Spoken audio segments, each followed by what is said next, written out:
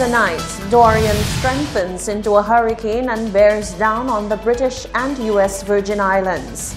Conspiracy theories swirl about a U.S. medical outreach service, but one concerned citizen says the public should take heed. We should not trust these things. When have America ever wanted anything good for us? After all, remember we were listed as the whole countries. And the St. Lucian and Barbados governments are being commended for their approach to Tropical Storm Dorian. That and more coming up. This is the Hot 7 Nightly News with Lovelace and Amy Joseph. Good night. Welcome to the Hot 7 TV Nightly News on Channel 117, KISS FM 105.5 and 105.9.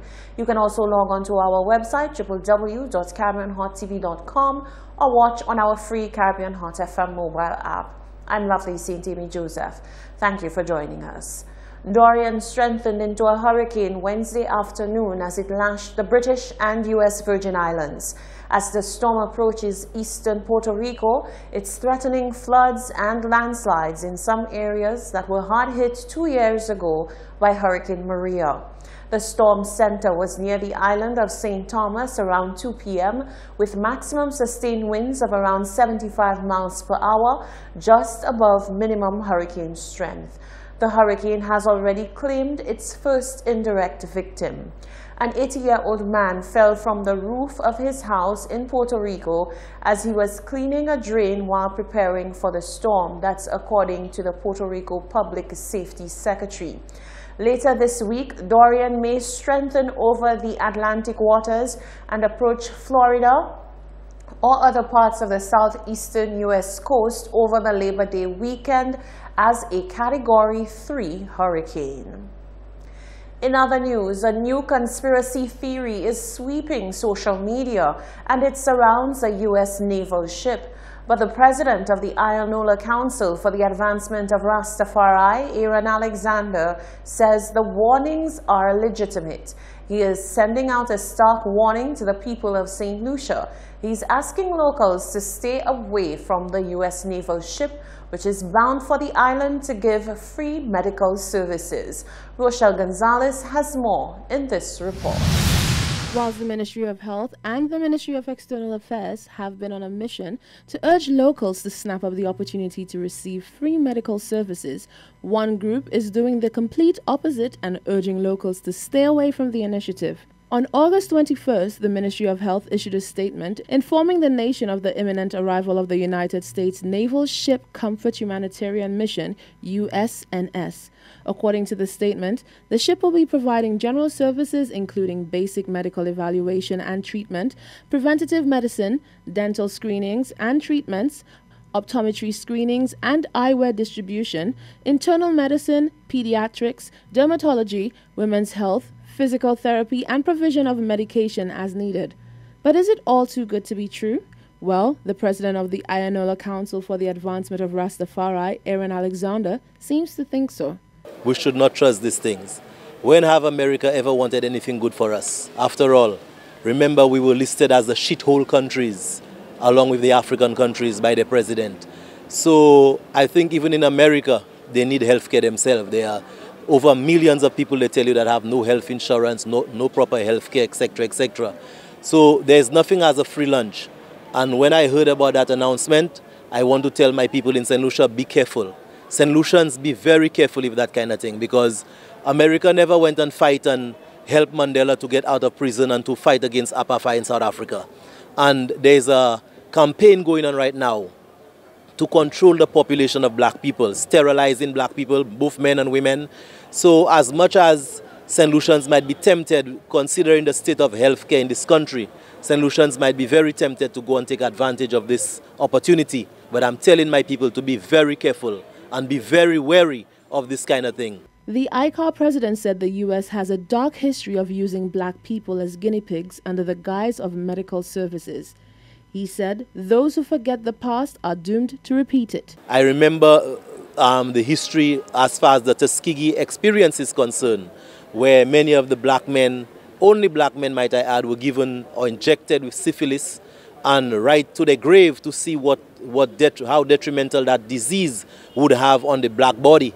And some of them will promise, you know, at some stage within the sickness, they would actually give them some kind of vaccination to stop it, etc. And they never did.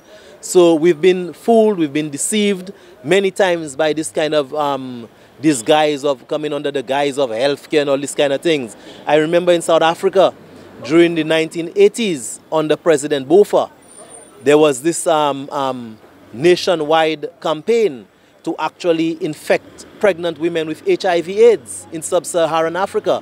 That is why they tell you that the highest incidences of AIDS and the highest population of AIDS is in sub-Saharan Africa.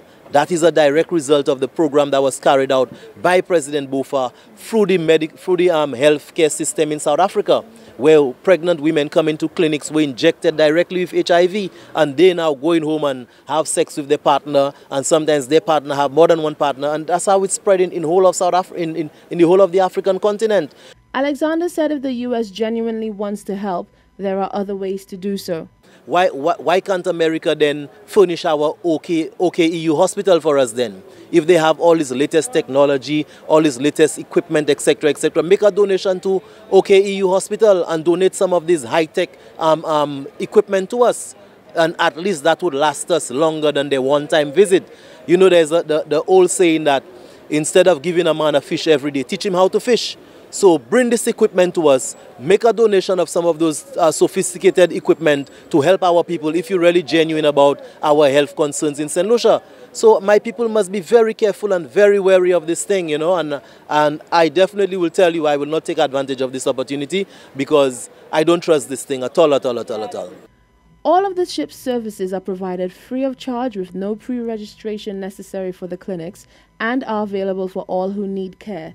During its deployment, the USNS will also be visiting other Caribbean territories, including Trinidad and Tobago, Grenada, St. Kitts, Jamaica, Dominican Republic, and Haiti. Reporting for Hot 7 News, I'm Rochelle Gonzalez. Now, this has been going on over the past few weeks. The alert was sounded about what is supposed to be a good thing, free medical services provided by a U.S. naval ship. One particular voice note has gone viral with a St. Lucian living in the diaspora, warning those back home that if it sounds too good to be true, then it really is. We put a question to you. Are these valid concerns or simply hysteria and conspiracy theories? This is what you had to say. To tell you the truth, if we're going to be getting foreign people to come down here to aid us in any medical way that we can, and it's for free, I think if the door is open, I myself will take a chance and go check myself out, make sure that everything is functioning 100%, because to go and do that down here, I mean, we gotta always have money, otherwise we won't even be able to see the doctor, and if we sick, get medicine or anything, so if they get any opportunity, I'd say go for it. And those that are skeptic thinking, well, they're going to be using us as guinea pigs or something. You cannot be sure, but at the same time, you know, you just have to give everything a benefit of a doubt. Well, I find Americans very respectful about the medical reason because, you know, I find they have very good doctors and people, I never heard people say anything about them, but what I got on WhatsApp is like, you know, they're not good, they come in and do experiment on people and blah, blah, blah. And America have a lot of big universities, so why these here they come in and do experiment? That's what I'm wondering. I don't think they'll do experiment on people, like what the people is talking about. America has one of the best doctors in the world. I don't like to listen to negative. If it's something good for St. Lucia, I accept it. If it's something bad, I will not accept it. I believe the Prime Minister of St. Lucia should come out to the nation, address the nation about the medical ship is coming. What is it providing? It provides the eyes, nose, surgery. If it's free for St. Lucia, why is it free for St. Lucia? Why can I go to the rest of the Caribbean country and say it is free? Why is it only for St. Lucia? We want the Prime Minister of this country to come out and speak about it. Moi, ça do conserve, ça c'est une bonne idée pour un simplicier qui passe au fond pour calculer ces docteurs fils à nous ici là, ok? Et moi-même c'est première qui a un chip là pour ça garder à base de tout comme on mal on a une good doctor, okay? And I went through all doctors in St. Lucia already for my back back. So, thank you. Let me give them a try to see if they can help you. No, that is solutions, especially the Labour Party. That I used to these negativities already. Labour says it's a special union leader. And I even want to talk about that.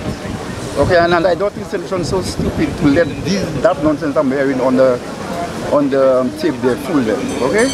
I don't personally have an issue with anybody coming to our shores or country to assist and to implement and to give assistance to us. What I'm concerned about is the after effects, the evidence that comes out of it.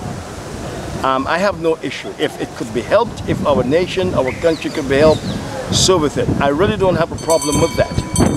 What I would like to see is that there is evidence and there is some level of progress in whatever is done. That's my take on it. So solutions, for some reason, we will be solutions.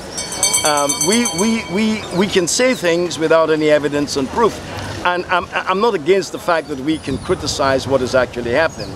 But we have to wait and see. It's a wait and see process. In the meanwhile, I want our people to be guinea pigs and to die in the process, but we have to wait and see what happens. I believe to myself, medical ship that coming along is quite a good thing for we Lucians, a lot of Lucians on the whole, because a lot of us do not want to go and see doctor for such reasons. But since medical is still coming down right now, I suppose it will be better off for everybody. Well, concerning the guinea pig part, I don't really believe in that. I don't really believe in that. But if it's so that is, I don't think no one should really go in there. They take Lucians for guinea pigs. I don't see why Lucians have to go there. So that's a good move, guys. That's a good idea. People is coming to help. So what the hell people talking about nonsense? What nonsense they are to talk about the ship? I might say we'll go and visit the ship to see what is going on. In my take on that they come with good heart to try to help St. Lucia, because we are a third world country which is not very rich. We are poor people. We don't have much medicine here. So if we get an aid from America, in spite of all what Trump is doing, we have to accept it, because it will help us. It will help the country, it will help St. Lucians. There are many people who can't afford to go to doctor. And if you will get a chance to see doctor free, of course we're going to take it. No, well, I don't think they are using us as guinea pig bold-facedly like that, because they come here with the ship. If anything happened to our citizens, they are the ones responsible. Because if everybody go there well and healthy and just with a little pain and they die, that means the medicine wasn't good. So I hope everything will go good, because I trust that they will do it good. That was our Have Your Say segment. The CEO of the Caribbean Hotel and Tourism Association, CHTA, has commended leaders in St. Lucia and Barbados for their common-sense approach to Tropical Storm Dorian. Frank Comito, in a statement released by the CHTA, praised the effective communications, emergency management, as well as continuing investment in infrastructure and upgrades to hotel properties. He also lauded regional governments and the tourism industry for their level of preparedness and timely informing of residents and visitors of the potential threats posed by the system. He observed that thankfully there was a little negative impact from the storm. As Dorian moves across the region in the days ahead, he encouraged other countries and territories to remain vigilant. He reminded the traveling public to monitor weather reports before they travel and called on travelers to monitor airline schedules, as some may be adjusted to account for the storm. In other news, the opposition says it is their job to point out error within resolutions and legislation looking to be passed in the House of Parliament. However, back in June 2019, one such resolution, drafted and amended, made it through the cracks. Fast forward to the most recent sitting of the House, and the ruling party had to retrace its steps and make amendments to that very resolution, which looks to secure money for the redevelopment of the UNORA International Airport. Leader of the opposition, Philip J. Pierre, says the opposing side had asked for a clear indication as to who were the syndicate banks financing the project, but were ridiculed by the ruling party. Now he says that very arrogance has led the current administration to return to the drawing board, since the resolution is needed by the respective banks. Solange Alfred has more in this report. The UNORA International Airport Redevelopment Project from the onset has been shrouded in debate, with members on the opposing side advising the government to go the path of a public-private partnership to finance the project. However, the Alan Shastney-led administration sought to rely on a loan of EC $202,500,000 to finance the improvements. The Parliament sitting of Tuesday, August 20th, brought to light what Leader of the Opposition, Philip J. Pierre, would call a blunder which could have been avoided if only the ruling party had taken the advice of the opposition in detailing the syndicate of banks involved in the loan process. I remember that I mentioned that if there was a syndicate of banks, why aren't the banks being mentioned? And as usual, I was ridiculed. I was laughed at, as if I did not know what I was saying. Another member stood up, I think 2 other members of the opposition, made the same point, and they were ridiculed again, and they were laughed at, as usual. But today, and that will happen many other times in the history of this government, they will have to come back, and they will have to change and undo what they have done. And this morning they are here, and very sheepishly we hear, oh, it's not more money that's been borrowed. We never said it was more money that was borrowed. We said, if you are borrowing money from a syndicate, we need to know who is in the syndicate. During his address at the House of Parliament, Prime Minister Alan Shastney says the decision to return to the House was due to the deliberation of members in Parliament. What was indicated to us was that the Bank of St. Lucia was taking the lead on this syndicated loan. After consideration and inputs by all members of the House, it was felt that we ought to come to the House and actually break down who the syndicate was and what amounts that they're currently taking in order that they could be covered under the guarantee. Leader of the opposition says the members on the opposing side will continue to revoke the resolution as other viable options for financing the redevelopment of the HIA exist. It shows that this arrogance is something that we have to look at. Because, you know, we stay here and we do a lot of things. We fire people, we victimize people, we get vindictive because we're in government. We control. But what we have to understand is some of the things that you believe you control, you do not control as much as you think. So you have to come back here and listen to the voices of the people you say you don't want to listen to, and retrace your tracks and do the right thing. Something that we told you all the time that you had to do. You had to mention the syndicate of banks, and you were compelled to say how much each bank was put in the syndicates. You had to do it. We do not support this resolution. We will not support it because we believe it's bad policy.